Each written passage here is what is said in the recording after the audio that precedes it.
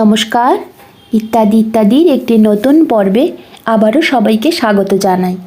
আশা করছি সকলে খুব ভালো আছেন, সুস্থ আছেন। আমিও খুব ভালো আছি। কাল মানে মঙ্গলবার সন্ধ্যাবেলা আমার একটু চাউমিন খেতে মন চাইছিল।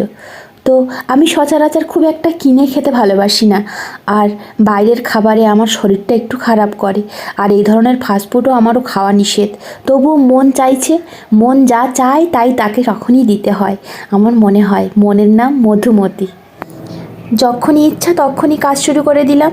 আমার কাছে বেশ খানিকটা চাউমিন ছিল, এগুলো আমি কিনে রেখে দিই। মাঝে মাঝে যখন বড়মশাই খেতে চায় তখন আমি ওকে বানিয়ে দিই। আমি খুব একটা খাই না, কারণ আমার পেটের সমস্যা।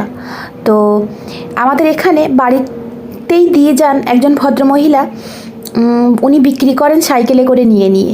এই চাউমিনগুলো এত ভালো, অসম্ভব ভালো খেতে হয়, আর কি সুন্দর ঝরঝরে হয় দেখুন। আমি একটু জল বসিয়ে লবণ আর একটু সাদা তেল দিয়ে এই চাউমিনগুলোকে সেদ্ধ করে নিয়েছি। বাড়ি থেকে শাশুড়ি মা যে বাঁধাকপিটা পাঠিয়েছিলেন সেটা এখনও পর্যন্ত খাওয়া হয়ে ওঠেনি। তো আজ ভাবলাম এটাকে দিয়েই একটা ব্যবস্থা করা যাক। তো অল্প করেই তো চাউমিন বানাচ্ছি, দুজনের আরামসে হয়ে যাবে ওটুকু। এই বাঁধাকপি আগে আমাদের বাড়িতে হয়েছে, কিন্তু আমি কখনো খাইনি জানেন তো। এই ফার্স্ট টাইম এটাকে কেটে দেখলাম এর ভিতরটা কেমনটা হয়। তো শাশুড়ি মাকে বলতে শুনেছি এটা ভালো হয়, এমনি বাঁধাকপির মতোই কালারটা ওরম হয়, কিন্তু বাড়িতে যাওয়া হয়ে ওঠেনি, আর কিনে তো খাওয়াই হয়নি। তো এই ফার্স্ট টাইম। তো ওর থেকে বেশ কিছুটা অংশ আমি একটু কুচিয়ে নিয়েছি। এই যে দেখুন, এটা যখন জলে দিয়েছি জানেন, এটা জলের কালারটাই পাল্টে গেছে। এটা কি আদৌ খাওয়া উচিত না আমি বুঝতে পারছি না। একটা বাঁধাকপি কাটলে তার থেকে এতটা কালার বেরোয় আমি আশা করিনি কোনো দিন। আর এই কালারটা যেন কেমন একটা বিষাক্ত বিষাক্ত ব্যাপার লাগছে। কি জানি মরে টোটে যায় কি না জানি না, তবু করে দেখি। আমার মনে হয় অনেকেই খেয়েছেন, মরেননি, আর আমিও মরবো না। চলুন আমি এটা দিয়ে একটু চাউমিন আগে খেয়ে দেখি মরে যাচ্ছি কি না।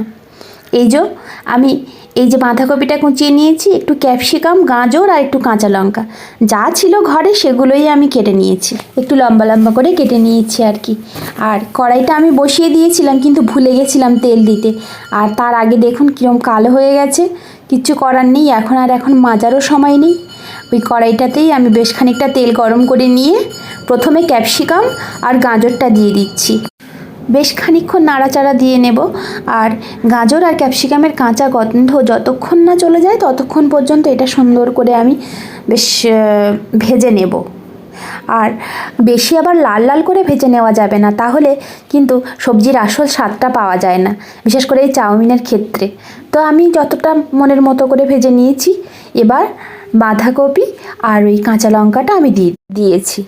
তারপর নেড়ে চেড়ে মিশিয়ে নিয়ে কিছুক্ষণ পর একটু সামান্য লবণ দিয়ে দেব।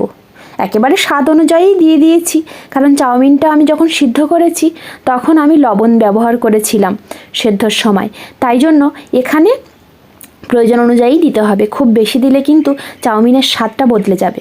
ব্যাস, যা ভেবেছিলাম তাই। দেখুন আমার এই বাঁধাকপিটার জন্য পুরো গাজরগুলোও কিন্তু এমনি বেগুনি কালারের হয়ে যাচ্ছে, আর ক্যাপসিকামগুলো তো বোঝাই যাচ্ছে না খেতে কেমন হবে, সে অপেক্ষাতেই আছি। পুরোটাই মনে হচ্ছে বেগুনি কালারের। যাই হোক, বাঁধাকপিটা দিয়ে বেশ সুন্দর ভেজে নেওয়া হয়ে গেছে, আর ওর যে কাঁচা গন্ধটা সেটাও চলে গেছে। আরও একটা জিনিস আমি লক্ষ্য করছি, এমনি সাধারণত যে সাদা বাঁধাকপিগুলো সেগুলো ভাজতে গেলে একটি বিচ্ছিরি গন্ধ বেরোয়, এটার ভিতরে সেই গন্ধটা নেই। আমার মনে হয়েছে যেটা সেটা বললাম আর কি। যাই হোক, আমার সেদ্ধ করে নেওয়া চাউমিনটা দিয়ে সুন্দর করে মিশিয়ে নেব, নিয়ে একেবারে ঝরঝরে করে নেব আমি এটাকে। দেখতে কিন্তু মন্দ লাগছে না, কিন্তু গাজর আর ওই যে ক্যাপসিকামের কোনো চিহ্ন পাওয়া যাচ্ছে না। ক্যামেরাতে তো বোঝা যাচ্ছে না, কিন্তু স্বাভাবিক আমি যখন খেয়েছিলাম তখন কিন্তু বোঝা যাচ্ছিল অল্প অল্প। তো রাত্রের বেলা তো লাইটেও একটু সমস্যা হচ্ছে। তো যাই হোক, আমার চাউমিনটা এভাবে নেড়ে চেড়ে বেশ সুন্দর করে ঝরঝরে করে ভেজে নিয়েছি আমি। এবার একটি প্লেটে আমি আমার মতো তুলে নিচ্ছি। আর বরমশাই এখন তো পড়াচ্ছে, তো এখন খাবে না বললে একটু বাদে খাবে, তাই জন্য ওরটা আমি কড়াইয়ের ভিতরেই রেখে দিচ্ছি, যখন ইচ্ছা তখন খেয়ে নেবে। আমি আগে তো খেয়ে দেখি কেমন হলো। এই যে আমি আমার মতো নিয়ে নিয়েছি, আর দেখতে কিন্তু দারুণ হয়েছে, পুরো বেগুনি কালারটা বেশ ভালো লাগছিল, আর খেতেও কিন্তু মন্দ হয়নি, বেশ ভালো লাগলো। এমনি নর্মাল বাঁধাকপির তুলনায় এই বাঁধাকপির গন্ধটাও কিন্তু একটু ভালো, আর ওই গন্ধটা যেন একটু বেশি উগ্র হয়, তো সেই তুলনায় এর গন্ধটা বেশ ভালো, যেটা আশা করছিলাম সেটা নয়। যাই হোক, আজ তাহলে এখানেই শেষ করছি।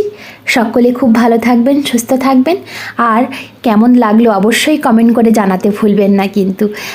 আমি একটু টমেটো সস দিয়েই পরিবেশন করেছিলাম নিজেকে। আর আমার ভিডিওগুলো ভালো লাগলে লাইক, কমেন্ট, শেয়ার, সাবস্ক্রাইব করে আমার পাশে থাকবেন। নমস্কার।